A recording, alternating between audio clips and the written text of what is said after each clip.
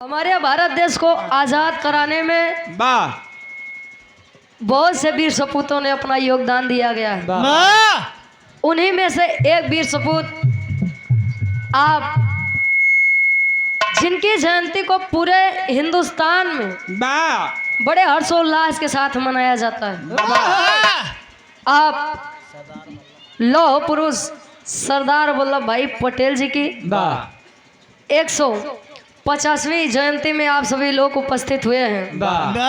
विराह का बहुत सुंदर कार्यक्रम भी आप लोगों ने रखा है। बड़ी ऊंची ऊंची बात है, आप लोग बाहर से सुने। हमारी तरफ से ज्यादा 20 से 25 मिनट के एक छोटा सा विराह जो ने उपलक्ष्य में आए बटी। हाँ नहीं तो हो उन सुनाई नहीं या बरसात में हो भाई क्या करें। हाँ हो वैसे तो भैया सब कुछ बता दिए जो बच्चा खुचा हम बता देते हैं। भैया चाय पिया दे। अब गुरु जी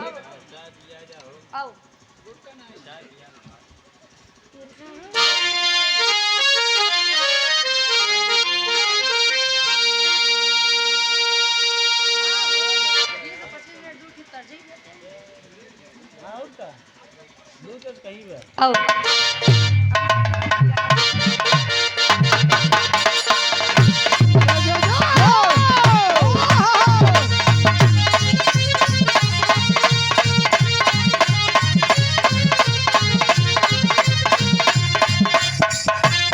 क्या बात है।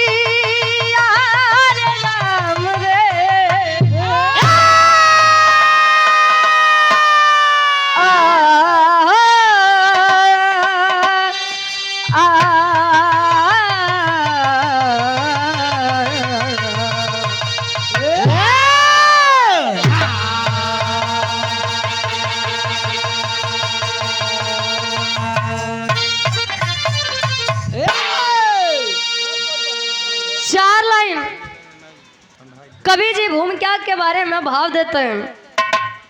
आप पटेल राजदेव राम सुंदर सम्मानित हृदय के गार्जियन जी 100 रुपये चरणों में कोट कोट नमन है। आशीर्वाद के चारी पूज्य हमारी माताएं बहनें भी बैठी हैं इस विराह को सुनने के लिए। अच्छा इनकर लोग के बाद ज्यादा देखा हमें अपने गांव के बात बताते हैं। भाई विराह हो लगे तो जहाँ देवी देवता के बखान है वहाँ बड़े ध्यान से सुना थी, लेकिन जहाँ डॉक्टर BR अम्बेडकर साहब जी के बारे में आ जाए, सरदार वल्लभ भाई पटेल जी के बारे में आ जाए, चंद्रशेखर आजाद जी के बारे में आ जाए, ये बहनी बच्चे रहें के हाँ ऐसी बढ़िया बा चला घरे दुआरे अपन थोड़ा बहुत काम करा। तो आप लोग बैठे हम चाहेंगे कि आप लोग इस विराह को सुनिएगा समझिएगा। कहा जाता है भारत की आज़ादी में अच्छा जो वीर सपूतों ने अपना योगदान दिया वो अलग की बात है, लेकिन हमारे भारत देश के लिए हमारी इस देश की नारियों ने क्या किया है ये आप लोगों को पढ़ना चाहिए जानना चाहिए। लेकिन क्या करवा आजकल के मेहरारू तो वो आसान भाई खाली मोबाइल उठाएं चटपटा टिक टाक बनाएं तो ठीक है टाइम में परेशान है। आओ गुरु जी 4 लाइन भूमिका के अंदर कवि जी भा देते हैं। लौह पुरुष सरदार वल्लभ भाई पटेल जी के नाम के सामने जो ये सरदार लगा है खाली वही के बारे में 4 लाइन कैसे।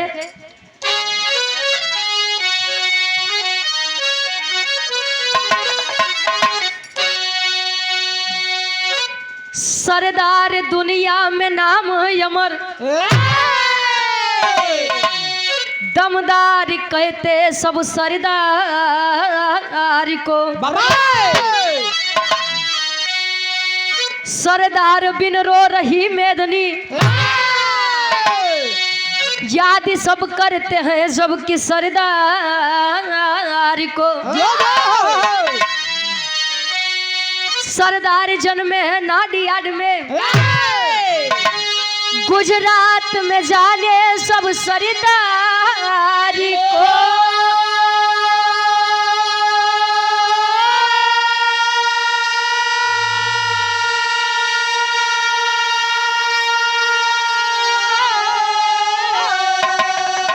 सरदार वल्लभ पटेल ही कहाए, पूरा भारत भी माने है सरदार को।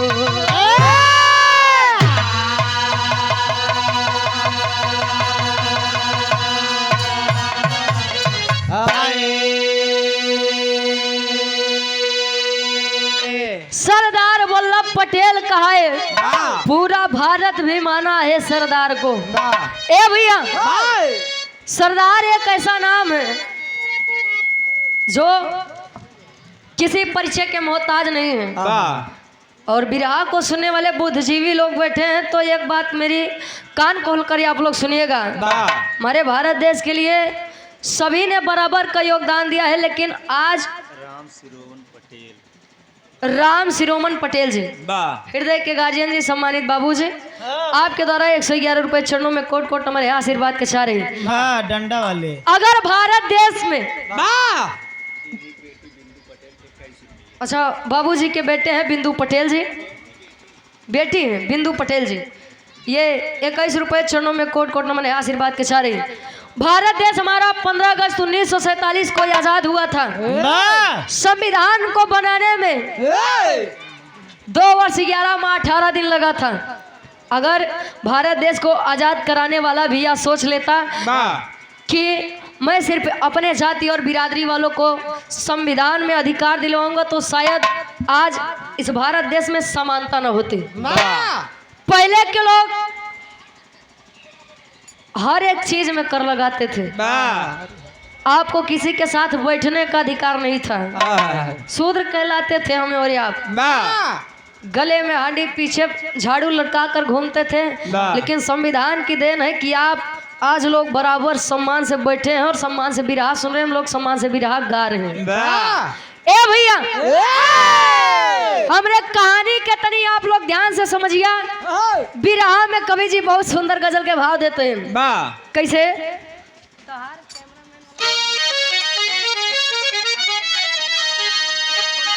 हेलो, क्या बात? बीच में समाजवादी पार्टी के क्रांतिकारी नेता राकेश पटेल जी आए हैं, आपका हार्दिक स्वागत है, अभिनंदन है।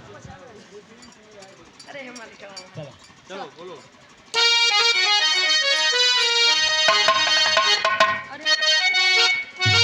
जियो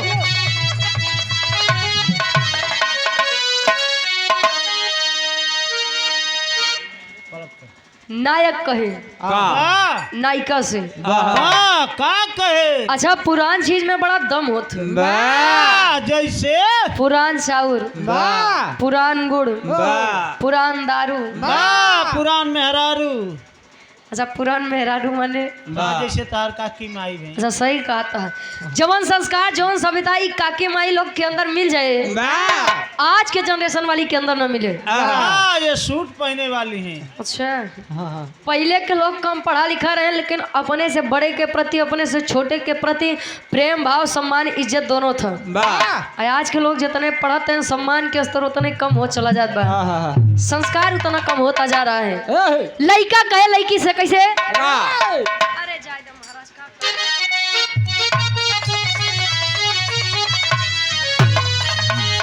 अरे पलट कर, अरे पलट कर देख ले जालिम, अरे पलट कर देख ले जालिम, तमन्ना हम भी रखते हैं। पलट कर देख ले जालिम,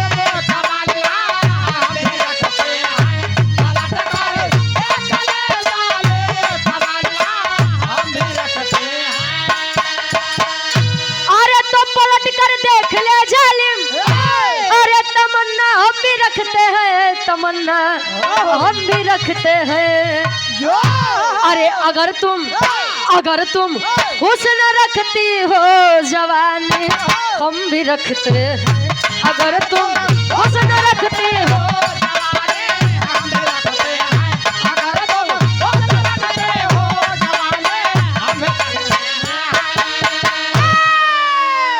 लेकिन कहा जाता है इतिहास सदैव बगावत करने वालों का गाया जाता है। वाह बगावत करने वालों का मतलब आप जानते हैं कि हमारे साथ गलत हो रहा है लेकिन आप चुप हैं इसलिए कि कहीं आपकी जान न चली जाए। अरे मरना तो एक दिन सबको है। आया है सो जाएगा राजा रंग फकीर, कोई विमान पे चढ़ चला कोई बंधा जात जंजीर। क्रांति करने वालों का इतिहास गाया जाता है। केहू चाहिए कि बगावत करे, हम जाए के दुकान से खरीद ली तो का दुकान पे खरीदे से बगावत करे के हिम्मत मिली? नहीं। बगावत करना ये खून में पाया जाता है। कभी कभाव है एक लाइन उन वीरों के बारे में कैसे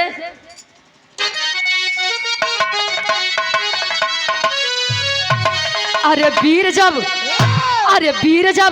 पैदा होते हैं बरसते अवनियंबर है। वीर जब पैदा होते हैं जियो तो वीर जब पैदा होते हैं अरे बरसती अवनियंबर है, बरसती अवनियंबर है।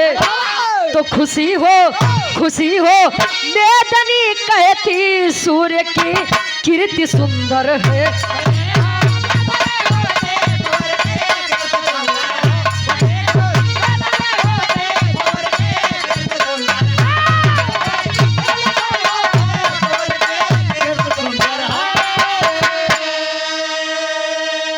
और आप सम्मानित हृदय के गार्जियन जी जो कि परिचय के मोहताज नहीं, आप राकेश पटेल जी राष्ट्रीय सचिव समाजवादी पार्टी छात्र सभा विधानसभा मुगराबाद सोहापुर।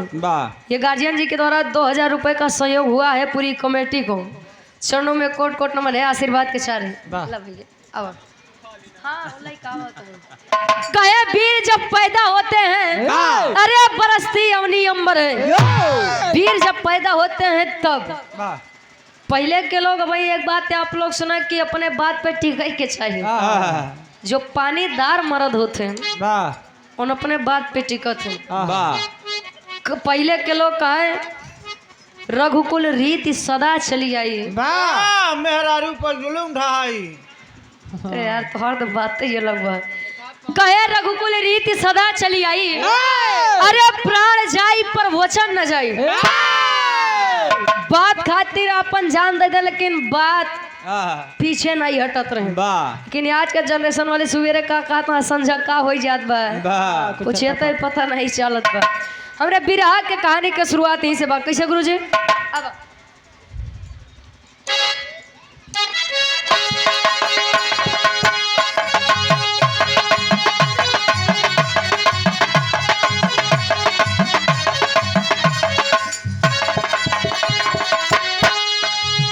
सम्मानित हृदय के गार्जियन जी, आप धर्म के बड़े भैया अरविंद सरोज जी, एडवोकेट साहब हाई कोर्ट इलाहाबाद, राष्ट्रीय सचिव अधिवक्ता सभा भावी प्रत्याशी सदस्य जिला पंचायत वार्ड नंबर 34 से सुजानगंज जौनपुर से 100 रुपए चरणों में कोट कोट नमन है, आशीर्वाद के सारी। कहे का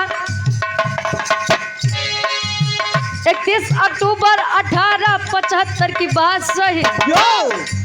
जन्मे नाडियाड शहर गुजरात सही।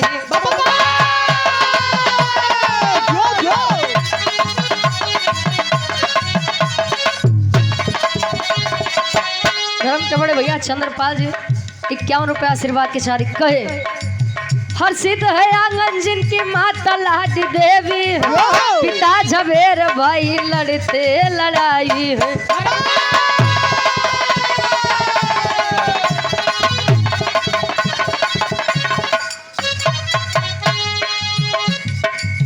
पढ़ लिख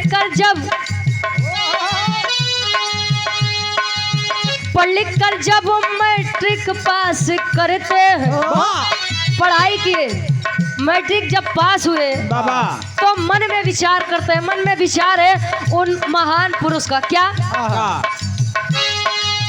पढ़ लिख कर जब देखो मैट्रिक पास करते हैं, राजनीति संग वकालत खास करते हैं।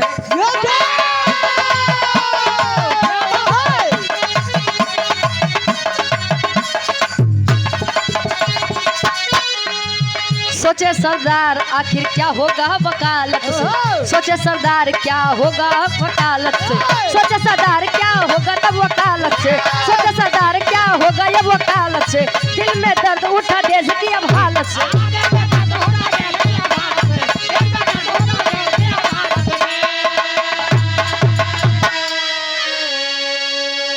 हृदय के गार्जियन जी सम्मानित नितिन यादव भैया जी जो सफाई से चलकर आए हुए हैं।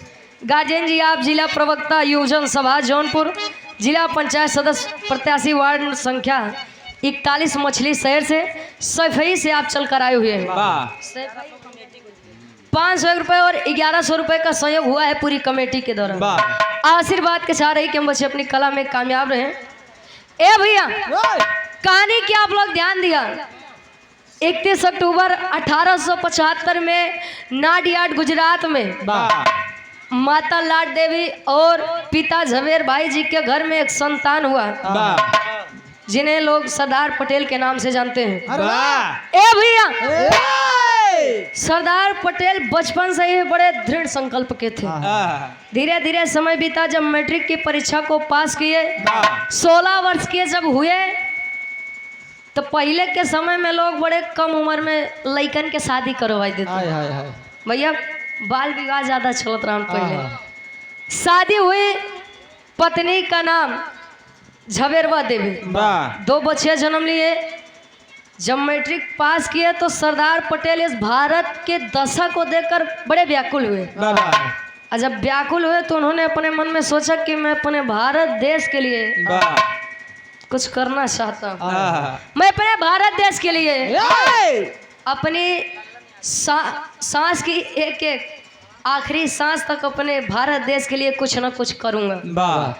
1891 में शादी हुई और वकालत पढ़ने के लिए आप लोगों ने भी बड़ी बढ़िया बात सुनी। घटना एक हुई है तो कलाकार भी गाएगा एक ही।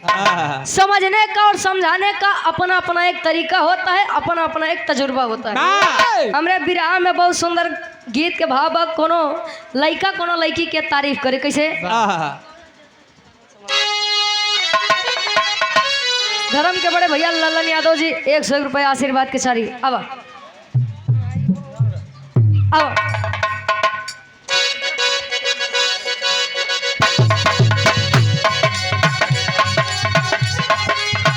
क्या बात है?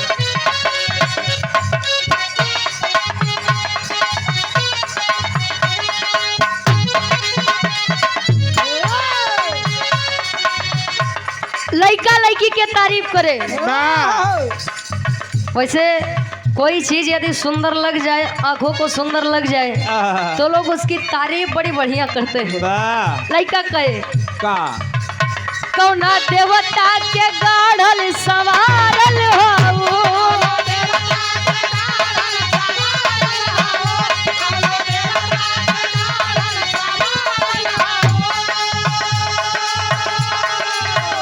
हमरा खातिर जमीन पे उतारल हो।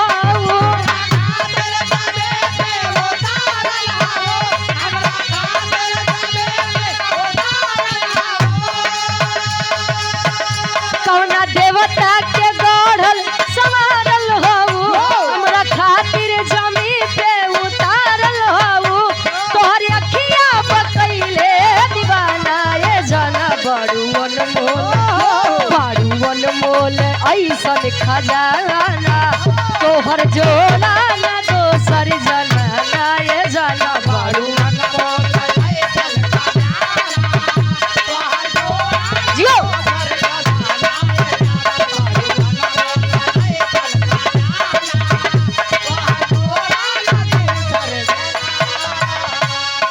और आप सम्मानित हृदय के गार्जियन जी आप राकेश पटेल जी, राष्ट्रीय सचिव समाजवादी।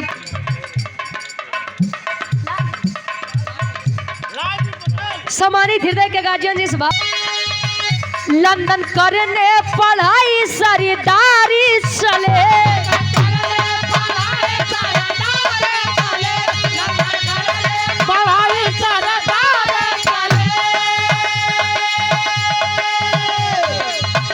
हिंद का बन सिपाही वफादारी चले।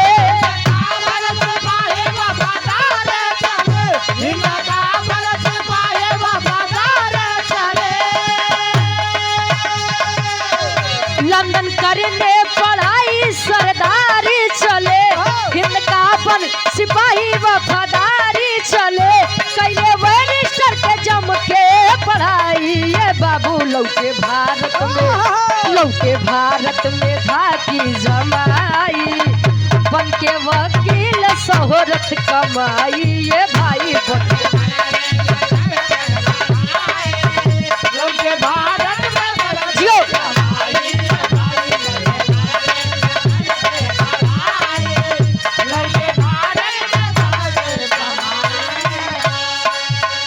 लंदन करने पढ़ाई सरदार चले। हिंद का बन सिपाही वफादार चले। भारत देश हमारा सोने की चिड़िया कहा जाता था। एक बात मैं अपने विराग के माध्यम से आप लोगों को बता दूं, यहाँ पर हमारा पटेल समाज उपस्थित हुआ है, यादव समाज उपस्थित हुआ है, हर समाज के लोग उपस्थित हुए हैं। तो एक क्यों न सोचा जा करा कि अच्छा कुछ जने के हम सोच बताइए। अहिर बिरादरी खास तौर से अहिर बिरादरी वो लोग सोचते हैं तो जान ले हमसे बड़ केहू नहीं बे। ये लोग भी शूद्र में ही आते हैं। ए भैया भारत हमारा सोने की चिड़िया कहा जाता था। अंग्रेज यहाँ पर अपना हुकूमत करने शासन चलाने नहीं आया था। आया जब देखा कि अरे भारत देश में इतना धन इतनी संपत्ति और यहाँ के लोगों में आपस का कोई मिलान ही नहीं है। सब बच्चेदही जाती रही। सत्य बात है। अब अही रहा तो अपने में यहाँ पटेल जी यहाँ, वो अपने में यहाँ पाल जी यहाँ, वो अपने में यहाँ चमार जी रहन, अपने में रहन पासी जी अपने। अब भाई सब अपन अपन ढोवत हैं। तो एक बात जान लीजिए, जो परिवार संयुक्त होता है उसे कोई बाहर वाला आंख नहीं दिखा सकता है। और जौन परिवार से ज्यादा अगर बहरे के बात सुनई ला गए तो समझ लो घरे परिवार के नाशे बा। और वही हमारे भारत देश के साथ हुआ। यहाँ के लोग एक थे ही नहीं। भारत सरकार जब देखा कि ऐसा कर रहा है, अंग्रेज अपना शासन और सत्ता यहाँ पर जमाया। बैरिस्टर बन के जब लंदन से पढ़ाई करके सरदार वल्लभ भाई पटेल जी लौटे, भारत देश को एकत्रित करने के लिए उन्होंने किया अपना बहुत ही बड़ा योगदान दिया। और कौन योगदान दिया? तेरी के भाव में कवि जी लिखते हैं कैसे।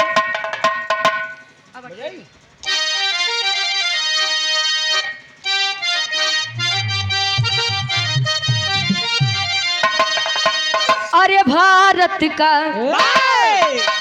गुल हजारा चल दिया। अरे भारत का गुल हजारा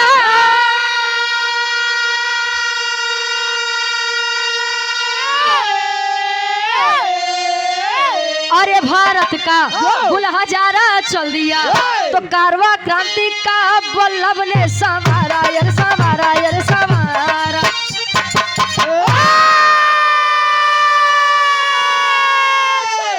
भारत का गुल हजारा चल दिया, कारवा क्रांति का वल्लभ ने है संवारा। ए भैया एक लाइन मैं सरदार पटेल जी के बारे में कहना चाहूंगी। कोई चोर हो कोई ईमानदार हो, ध्यान देंगे इस बात को और समझेंगे लोग। कोई चोर हो या कोई ईमानदार हो उनका मेल नहीं हो सकता। जिन पर कृपा हो प्रकृति का वो अकेल नहीं हो सकता। और दुनिया में बहुत धुरंधर जन्म लिए, अरे दुनिया में बहुत धुरंधर जन्म लिए, लेकिन कोई सरदार पटेल नहीं हो सकता। इन्हें लोग लौह पुरुष के नाम से जानते हैं और लौह पुरुष की उपाधि भी पाए हैं और सरदार की भी उपाधि पाए हैं। ए भैया गांधी जी को लौह पुरुष सरदार वल्लभ भाई पटेल जी बहुत मानते थे, दिल से मानते थे। और लेकिन घात गार्जियन जी बताओ जाने दीजिए, कैमरा लगा है। ए भैया, लौह पुरुष की उपाधि उन्हें इसलिए दिए गए क्योंकि वो अपने दृढ़ संकल्प के कारण जाने जाते थे। अपने अटल विश्वास और अटल कार्य के लिए जाने जाते हैं। लोग यह भी बताते हैं कि जब सरदार पटेल जी छोटे थे, उनके आंख के पास एक छोटा सा फोड़ा हुआ था और फोड़ा धीरे धीरे बढ़ता गया। जब कोई उपचार नहीं मिला तब सरदार पटेल जी लोहे की रॉड लेकर गर्म करके अपने फोड़े का इलाज खुद ही किए थे। लोग बताते हैं, तब से लोग उन्हें लौह पुरुष के नाम से जानते हैं। और अपने दृढ़ संकल्प के लिए भी लौह पुरुष सरदार वल्लभ भाई पटेल जी को जाना चाहता है। हमरे बिरहा के आखिरी गीत लगत बा खाटी इलाहाबादी तर्जबा। कैसे?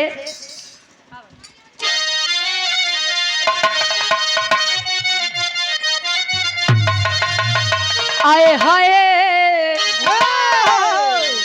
बिरहा सम्राट स्वर्गीय दादा प्राम आधार यादव गुरु जी गावत रहे। झूसी नरेश गुरु जी गायन समझ ला भोजपुरी वाले कल लई जाए कि अपने में ढाल देहन। बड़ा ट्रेंडिंग में गीत चला रहा गाँव में। गुरु जी कैसे? अरे राम झकोरा मारे झुलनी, अरे झकोरा मारे झुलनी, कहे साड़ी लहराए हो झकोरा मारे झुलनी, साड़ी लहराए हो झकोरा मारे। बिरहा सम्राट स्वर्गीय गुरु हैदर अली गुरु जी गावत रहे। अरे घुसुरी गवा बरधा गसार बरधा, अरे घुसुरी गवा बरधा, कहे सरी ये मझारी, घुसुरी गवा बरधा। पहले के मेहरारू बड़ी पतिव्रता रही, कहे तिरिया चरित्र दैवो न जाना है। मेहरारू के चरित्र तो भगवानों नहीं समझ पाए। आप लोग तो बहरहाल इंसान है। क्या जानेंगे आप लोग? एक बात जान लीजिए, संसार का सबसे अमीर व्यक्ति और धनी व्यक्ति कौन है जानते हैं? आज के समय में, आज के समय में जो हम सफर जीवन साथी अगर ईमानदार वफादार पा जाए, समझ लीजिए जीवन में और दुनिया में उससे बड़ा धनी व्यक्ति कोई नहीं है। नहीं तो देखा था आज के समय में बियाह होगी बाद 40-45 साल की उम्र बा, प्रेमिक चक्कर में पतिन परमेश्वर का परमेश्वर लगे भेज देते हैं। ए भैया, आप लोग बड़ा खुद किस्मत वाला रहे कि आप लोग के बात काकी दाई लोग सुनत रहे। नहीं तो आज के समय में मेहरारू एक बार आँखी दिखाई दे तो कुर्सी पर से उठा किया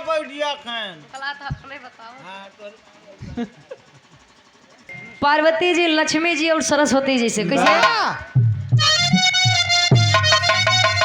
अरे गजब क्यों बहिनी, अरे गजब क्यों बहिनी, काहे चीनी ना भतार हो, गजब क्यों बहिनी। अरे हमार मुड़ी कटली, अरे हमार मुड़ी कटली, तमोर बूढ़ा माई हमार मुड़ी कटली, मोर बूढ़ा माई घुमा के गोरी मरलू। दादा राम कैलाश यादव जी एक बात कहत रहे, कहे तेरी मेरी आंख लड़ी, लोगों ने बदनाम किया, कहे दुनिया के बक्कई दिया। हम तू अपन काम किया, केहू केहू कहेला उमरिया के दोष बा, कही के गए सूरदासी सब नजरिए के दोष बा। किसी भी चीज को यदि देख के मन में लालच आता है तो वो आँख के देने और जब नहीं मिलत तो रोवत है के आँखी। ओए गुरुजी गावे, अरे घुमा के गोरी मरलू, आई नया ना वही से बान हो, घुमा के गोरी मरलू, लिखा ला गोरी पतिया। पतिया मतलब पतिया नतिया पटना बा। पतिया का मतलब चिट्ठी तार महाराज। आज के समय में तो 1.5 GB डाटा देखा था, रोज वीडियो कॉल में चुक जात बा, लेकिन पहले के समय में चिट्ठी तार चलत रहा। अरे बस बस परदेस हो लिखा ला गोरी पतिया। गार्जियन जी आप रमेश, अरे लौह पुरुष बनले, अरे लौह पुरुष बनले, वल्लभ प्रयास से लौह पुरुष बनले।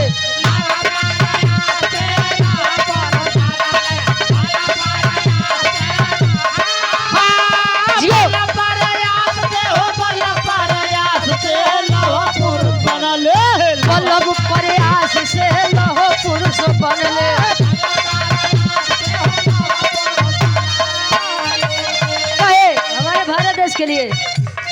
भटके भारत देश को एक कैदी होले। एक कैदी हाले हो, एक कैदी हाले, एक कैदी हाले हो, एक कैदी हाले। बिना खून बहाए सबके एक कैदी होले। एक बहाए सबके एक कैदी हाले, बिना खून बहाए सबके एक कैदी हाले। अरे 562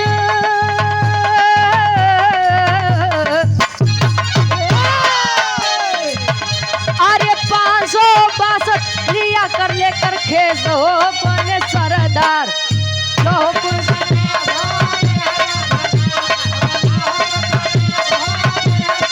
जियो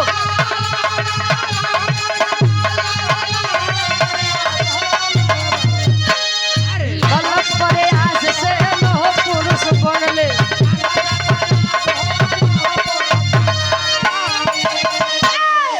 लोहपुर सरदार वल्लभ भाई पटेल बिना खून बहाए 562 रियासतों को हमारे भारत देश में मिलाने का, एकजुट करने का काम किए थे। 562 रियासतों का। और वर्तमान समय में हमारा भारत देश एक अखंड भारत देश के नाम से जाना जाता है। बिना खून बहाए लौह पुरुष सरदार वल्लभ भाई पटेल जी ने ये कर दिखाया था। ए भैया, अभी आप लोगों ने सुना कि कर के लिए जब उन्होंने आंदोलन किया था तो गांधी जी के साथ मिल करके खेड़ा आंदोलन किया था। और वहाँ पर उन्होंने एक नारा दिया था और उनका ये बड़ा प्रसिद्ध नारा है कि कर मत दो। भैया, लौह पुरुष सरदार वल्लभ भाई की ये देन है कि हम लोग अखंड भारत में शामिल हैं, अखंड भारत में अमन चैन से बढ़िया से रहते हैं। अब एक प्रमाण या वल्लभ भाई पटेल जी के बारे में हम ये उड़ दे आखिरी भाव आल्हा के भाव में कवि जी प्रमाण देते हैं। कैसे?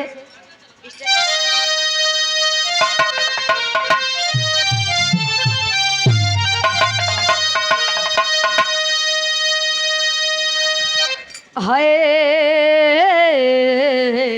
ओ हो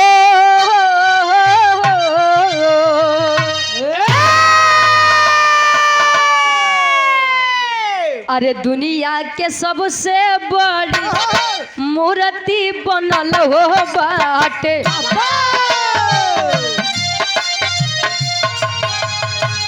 स्टैचू ऑफ यूनिटी के जाने जग जहां।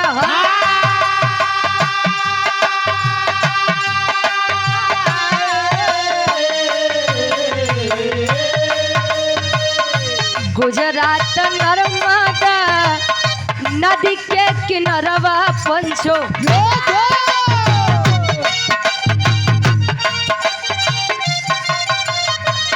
केवड़िया के पास खास बाटे या सथा।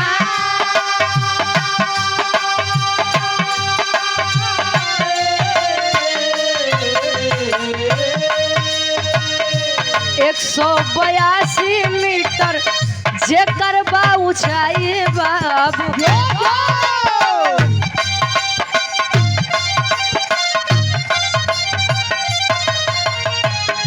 597 में बाटे सोरे।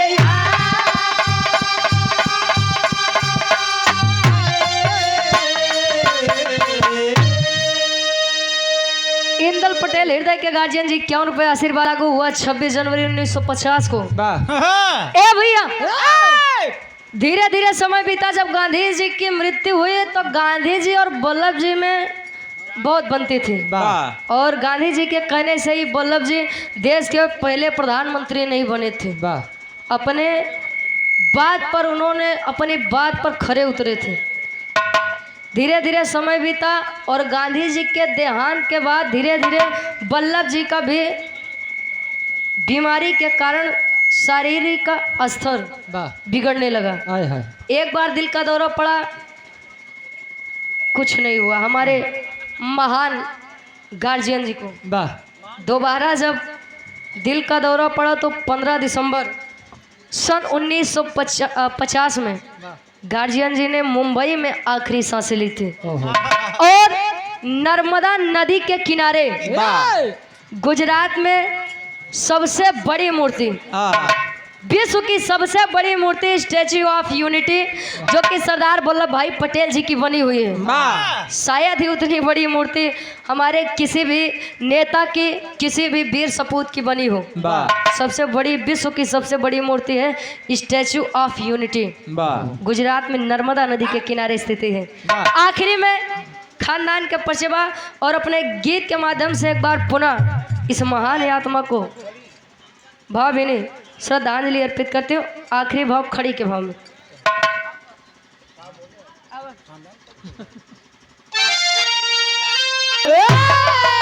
अरे लगाए वल्लभ जी, अरे तो एक भारत का नारा लगाए वल्लभ जी, तो खंड खंड से अखंडता बनाए वल्लभ जी।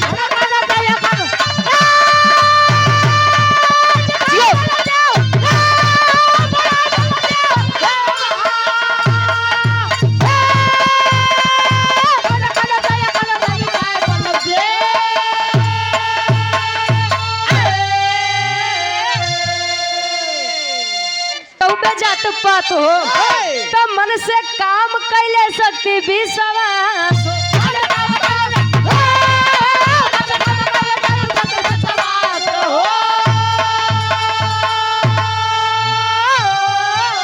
अरे अंधी दुनिया के आईना दिखाए वल्लभ जी,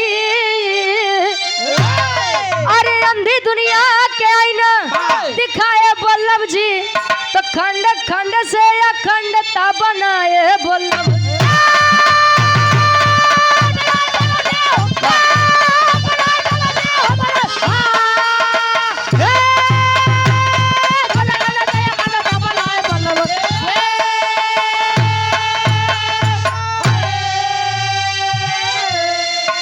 मेहनत रहले मिटौबे जाति पात हो।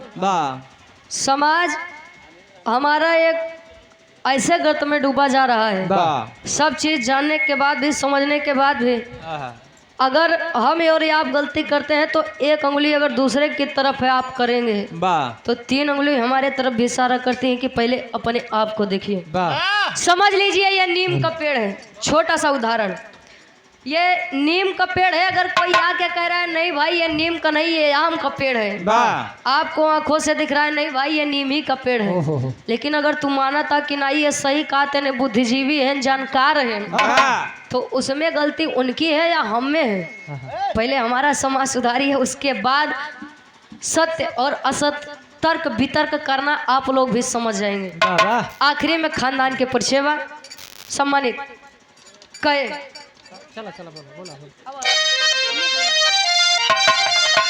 गुरु बिहारी, गुरु गणेश, गुरु रामलाल गुड़कारी।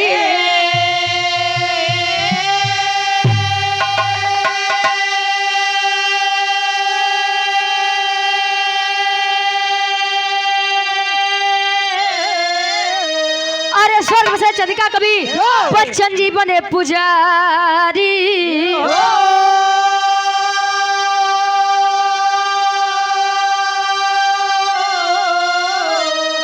भारत का गुल हजारा चल दिया, तो गावे रुचि यादव वंदे मातरम का नारा।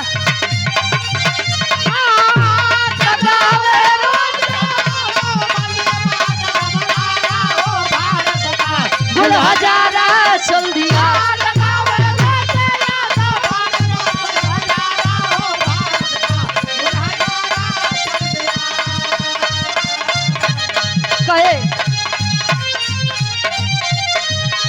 बड़ी बढ़िया गीत का संकेत करते है। अबे बाहर से सुन भाई आप लोग, अब वही उमरिए के छोट गोरिया काहे रंगले बाड़ू लाल लाल होठ गोरिया। क्या बात है, कोई जवाब नहीं। बड़े सम्मानित कलाकार है आप, कम से कम गाय के बाद बता दें कि रुचि, और आप हमारे गुरु के समान है, हृदय के गार्जियन जी। आप सुदामा पाल गुरु जी के आप परम शिष्य हैं। गीत के संकेत करता है कोनो लड़का कोनो लड़की के खूबसूरती के बखान करे, तारीफ करे। अब गुरुजी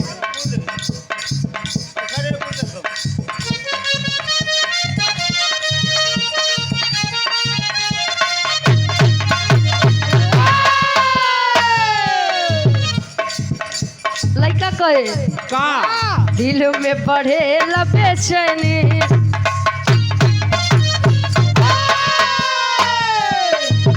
अरे दिल में बढ़े बेचैनी, हल्का हल्का ये गोरी,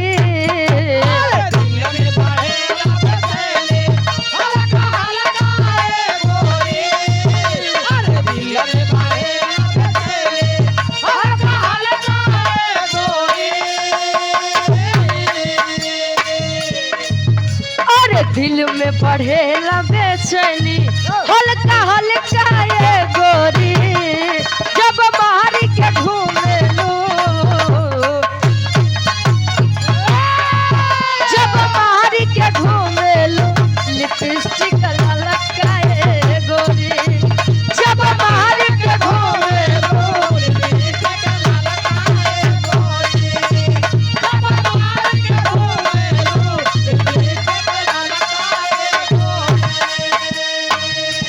लड़का कहे सादगी बड़ी पसंद बा। अच्छा पहले के लोग कम कमात रहे लेकिन पहनावा पूरा रात रहे। आज के जनरेशन में जितने कमाई होत बा पहनावा उतने कम हो चला जाता। पहले कपड़ा फट जाए तो फटा कपड़ा लोग सुई धागा से सी के पहने। आज के समय में फटा कपड़ा के कीमत 2500-3000 रुपया बा। बारे डिजिटल इंडिया है। नर फरवाई फरवाई पहने थे। लड़का कहे देहिया पटा ले लो दुपट्टा,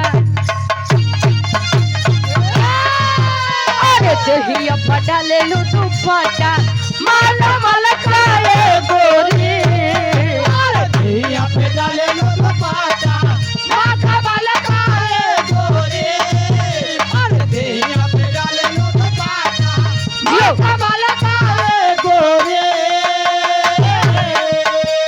और पुनः हृदय के गार्जियन जी आप नंदलाल पटेल जी गीत का संकेत करते हैं। लड़का कहे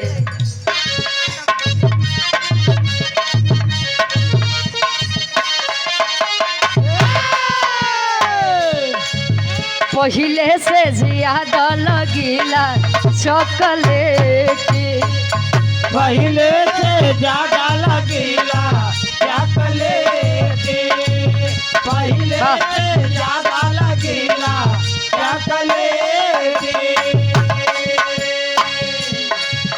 खाली 2 महीना में बनल बापेटी, खाली 2 महीना में बनल बापेटी, खाली 2 महीना में बनल बापेटी, पहले से ज्यादा लगीला चॉकलेटी, खाली 2 महीना में बनल बापेटी। और आप सम्मानित हृदय के गार्जियन जी आप मुन्ना भैया जी भट्टा वाले 200 रुपए का महान आशीर्वाद। माई भगवती करे कि आपके काम में दिन दुनिया रात चौगत तरक्की हो। भट्ठा माग लगी रही यार समय। अच्छा बरसातों के समय में कहे नैहर में रहलो तो तेरे ससुरवा में चलू ये जा, नैहर में रहलो तो तेरे ससुरवा में चलू ये जा, नैहर में रहलो तो तेरे ससुरवा में चलू ये जा, नैहर में रहलू टूटी तेरे ससुरवा में चलू ये जा, तलाजे सैये के बेलन रोटी खैलू ये जा, तलाजे सैया के बेलन रोटी खैलू ये जा, तलाजे सैया के बेलन रोटी खैलू ये जा।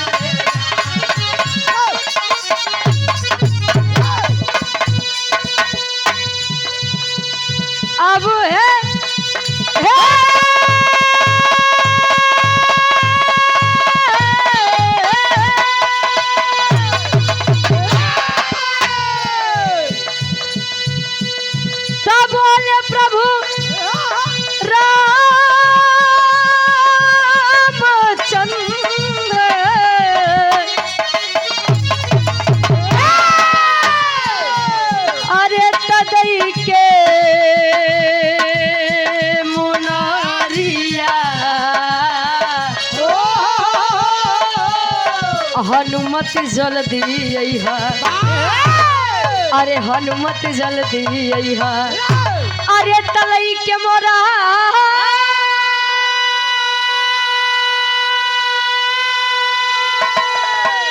अरे तलई के मोरा अरे सिया के खबरिया हनुमत जल्दी अइहा।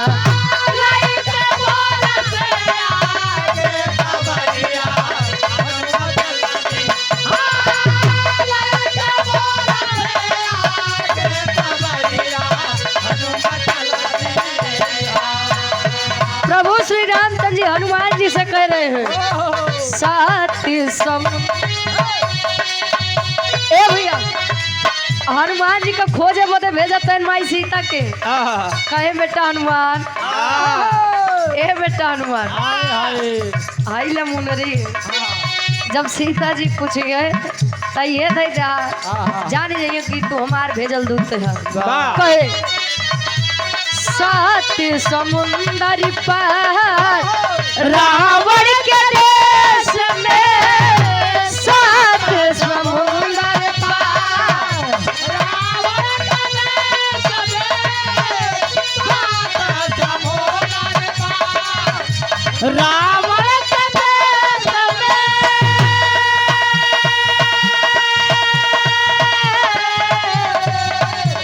ना जाने सिया कवन भेष में हो कोई है कवन भेष सिया मोरा होई है कवन भेष में हो होई है कवन भेष जान सिया मोरा होई है कवन भेष में हो होई है कवन भेष में। अब है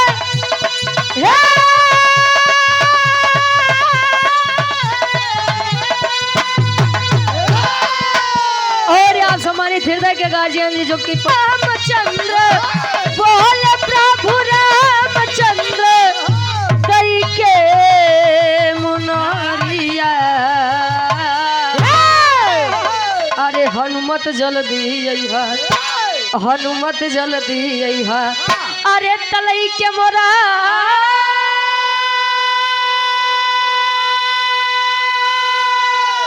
अरे तलई के मोरा अरे सिया के खबरिया हनुमत जल्दी अइहा।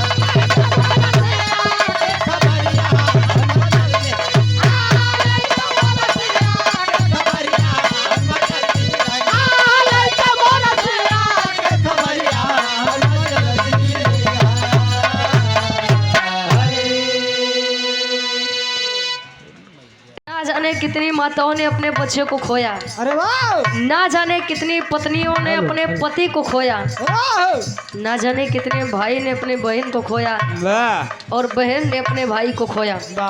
भारत देश के लिए प्रत्येक दिन रोज वीर सपूत शहीद होते जा रहे हैं, लेकिन समाज में कुछ लोग ऐसे हैं जे खाए पिए के बाद बस एक कहीं ना रहा, हम संपन्न से का परी।